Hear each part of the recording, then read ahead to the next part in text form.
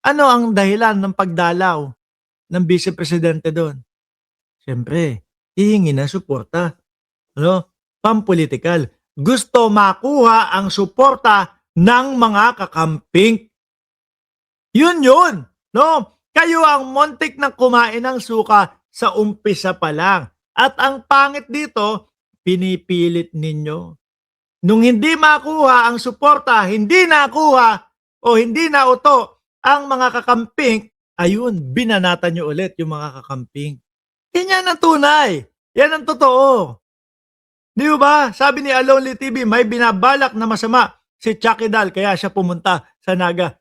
Paghingi yun ng suporta, usapang political iyon. Sigurado ako. Ngayon, kaya akala natin sa pagiging tahimik niya, akala natin walang ginagawa. Hindi ganon. Sana mag-work na tayo lahat as a team. Senator Bam Aquino. Ang pink at pula, nagkakasundo na po maayos nang nagtatrabaho. Kaya lang po, dahil merong mga DDS, may mga Duterte, sila po mga kababayan, yung patuloy na sumisira sa ating bayan po mga bossing. Di ba? Sila yung sumisira sa ating bayan. Kagaya na lang nito mga kababayan. Eto, alagad ni Duterte ito. No? Malakas ang loob nito na sabihin na sunugin man siya, mangangamoy Duterte siya. Siya yun di ba? Tama ako? Yung tipo bang para pong ipinamumukha sa ating lahat mga kababayan na anong Filipino senator? Anong senador ng Pilipinas? Senador ako ng mga Duterte. Diba? Lahat ng kilos galaw nito mga kababayan kailangan yata may basbas ng Duterte.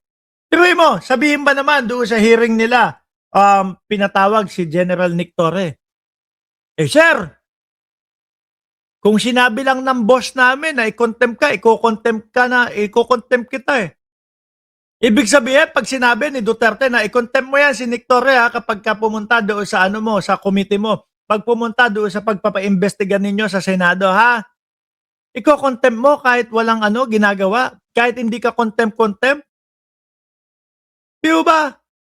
At ito din po, si Robin Padilla din po, mga kababayan, ang nagsabi na ang trabaho nila bilang opposition daw, dahil kiniklaim nila na sila ay opposition, ay mag-oppose o i-oppose lahat ho, mga bossing. Ako po ay isa sa bumoto kay Robin Padilla, mga kababayan. No? Kaya po, sabi ko sa inyo, kapag ka nagla-live tayo at Robin Padilla, ang ating napag-uusapan, humihingi ako sa inyo ng paumanhin. Kasi sabi ko pa, 12 yung unit team, pwede kayong magtanggal ng isa, tapos ipalit nyo Robin Padilla, ganun pa. No? Sabi ni Ma'am Neng Gigi, wala na rin hiyang natitira sa katawan niya si Robin. Masabi na nating walang hiyang tao yan. Ayan nga po ang sabi, ang sabi, kahit alam ko, which is alam naman natin na alam nila kung nasa si Bato de la Rosa, hindi pa din daw po ituturo, mga kababayan. Di ba? Pakinggan nyo si Robin Padilla. Kahit alam ko, hindi ko sasabihin sa iyo. Alam natin yan. Although may pagjo-joke, no, yung sinabi ni Robin Padilla, pero alam nila kung nasaan yung si Bato de la Rosa. Magdasal na lang kayo, Robin, no? Na kasi, ano ang sabi?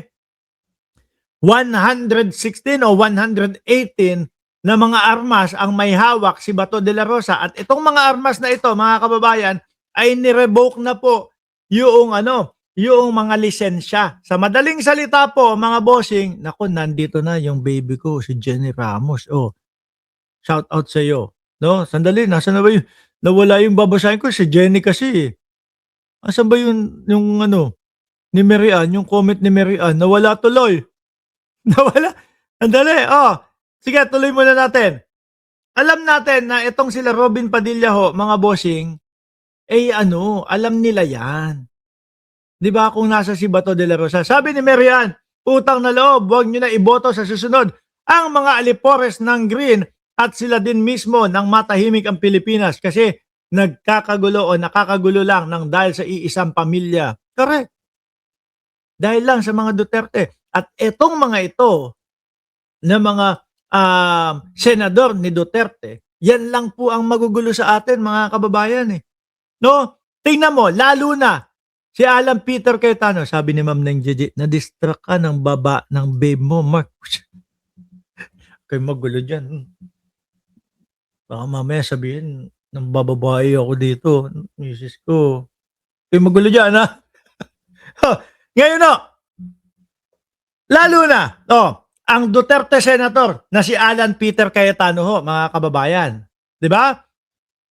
Ano po ang mga pinagagawa at ano po ang nakamit ng mamamayang Pilipino? Dito po sa Duterte Senator na si Alan Peter Cayetano, wala po. Barilan, pagpapatakas kay Bato de la Rosa, artihan, dramahan, putukan.